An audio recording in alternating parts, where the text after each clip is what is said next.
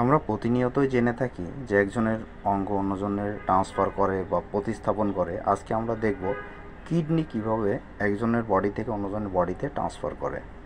দেখেন, শুরুতে আমাদের পেটের মধ্যে যে থাকা লেয়ারগুলো আছে, প্রত্যেকটা লেয়ার একজন ডক্টর সূক্ষ্মভাবে কেটে নেয়।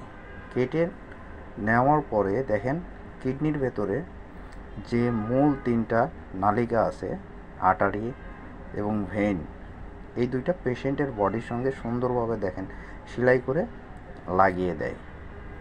এরপরে আরেকটা যেটা আছে সেটা হচ্ছে আপনার ইউরিনারি, বা যেটা দিয়ে আমাদের শরীরে পেশাবটা তৈরি হয়ে বা মূত্রনালীতে যায়। এইটা সরাসরি একদম দেখেন ব্লাডারের বা ইউরিনের যে থলিটা আছে সেটার সঙ্গে সুন্দরভাবে জয়েন করে এরপরে আবার প্রত্যেকটা লেয়ার বা আমাদের শরীরের যে ইটা আছে, স্তরগুলো আছে, প্রত্যেকটা সুন্দরভাবে সেলাই করে জোড়া দিয়ে এরপরে ব্যান্ডেজ করে দেয়। কিছুদিন পরে আবার স্বাভাবিক হয়ে যায়। পুরো ভিডিওটি দেখার জন্য অসংখ্য ধন্যবাদ। ভিডিওটি ভালো লাগলে অবশ্যই লাইক কমেন্ট শেয়ার করে পাশে থাকবেন।